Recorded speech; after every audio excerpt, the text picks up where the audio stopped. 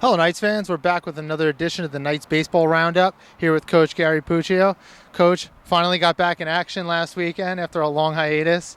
Open conference play against Wagner. Got the doubleheader sweep in the first inning. Took 2 out of 3 in the series. That doubleheader was a long day. I know you started at 3, didn't get out of there. It felt like 11 o'clock. Just talk you through the opening series. Yeah, that was like incredible. We started at 3 o'clock. We got off the field at around 10 to midnight. It was unreal. We got home about 1:30. It was unreal. And we went to Brooklyn. It's not like we went to North Carolina or something. So, but you know what? The kids played hard. They played well. First game went 12 innings. We had leads twice that we blew. We were up 4-3 in the 8th and 2 out. And on third, they tied the game. And then we were up 5-4 in the 9th. And we walked in the tying run with the bases loaded. So we did a lot of things to hurt ourselves in that game, but we found a way to win, and that's what it's about. Found a way to win. Ryan Brennan had a phenomenal game, and the guys came through. The pitching for 12 innings. I mean, Logan threw the first 5, and we had basically 7 innings out of the bullpen, and they gave up 2 runs in 7 innings. I'll take that every day of the week. I thought that was very impressive. Second game, Danny Demetros was just as solid as he always is. He's just, I say this all the time, he's a crafty pitcher. If you look at the 3 games over the weekend, Danny probably has the worst statistics of the 3 for the starters, and yet he came out with a complete game win, and it just belies how crafty he is. He's just a solid pitcher. He's always around the plate. He throws strikes. I think he walked 1 guy that day in 9 innings. You can't ask for a better performance. Mm-hmm.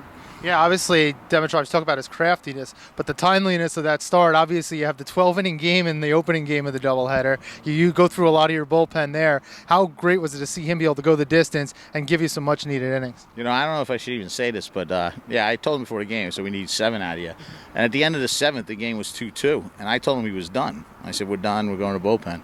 And then Ryan Brennan led off the top of the 8th with a home run, and I was like, you know what, we got the lead.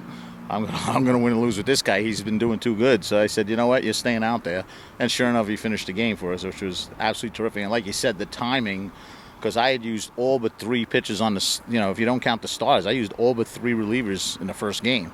So we were definitely bare as far as pitching for the, which Corey also did a great job for us on Sunday for the same reason. We got 2 very solid starting pitching performances, and Logan was fine. He had a rough first inning, and he was fine. So, the starting pitching's been very good for us so far, and hopefully that continues. And then you had the cancellation yesterday in the makeup game with Albany. You get back in action today here at the Namoli Baseball Complex against Siena. Longtime coach, I know a mentor of yours, Tony Rossi, beginning his 48th season at the helm for Siena, longest tenured coach in Division I. What has his presence meant to you through the years? I kid him all the time. Like, I just texted him the other day, and I said, we booked for 2099 because, he's still going to be coaching even then. So the man's phenomenal. He's been a great mentor to me and a friend. When I became the coach of Manhattan back in 1993, I would call him all the time about advice. I mean, I remember him sending me even a checklist on road trips, what to tell the kids to bring and stuff. He's just a great man. It's always an honor to play him. He's a class act, and he's just been a good friend. Yeah, you're back here now home. You have 2 non-conference wins under your belt here, 2-0. How big is it for the team's psyche to go to 3-0 at home and really get some momentum here on their home field? I think what's more amazing is it'll be April 1st in a couple of days, and we've played 2 home games. It's hard to create it. Though I did look the other day, and it said that Brian had played 20 games on the road, and they were finally getting to play a home game. So I guess we're, as bad as it is for us, it's always worse for somebody else. But, yeah, it'd be nice to create some momentum. I mean, one of my things always with the guys is that you got to be dominant at home. I mean, that's what you hope to be, especially in the conference. Is like, I mean, knock on wood, since I've been here, we've pretty much always had a winning record at home. And I firmly believe it's the old story, play 500 on the road and win 2 out of 3 at home, and you're going to be in the playoffs every year. And so far, that's been a pretty good formula for us. Yeah, not to look too far ahead, but then next weekend, big matchup with Mount St. Mary's here. That momentum, you're going to hopefully carries over, and you can really get that home field under your belt as you return to conference play.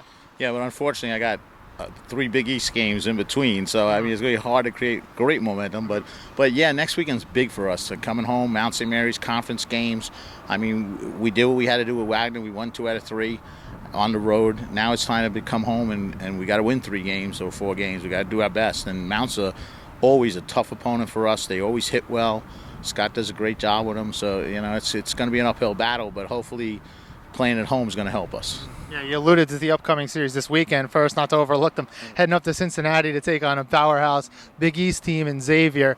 What do you want to see from your team there as they go up and they play against one of those big programs? Yeah, I did a great job scheduling this year. I have Xavier this weekend, and in a few weeks we got St. John's, and they're both picked to win the Big East.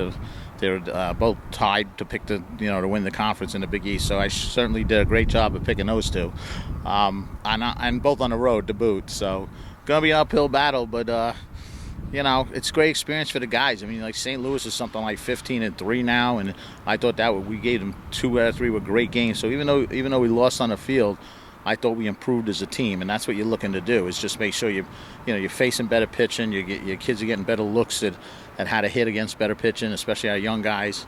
So I definitely think it's a help. Great. Good luck today. Good luck this weekend. Thank you. I appreciate it. So the Knights will host the Siena Saints here. That game is going to first pitch 3 p.m. Then this weekend they'll head for a 3-game series at Cincinnati, out to Xavier.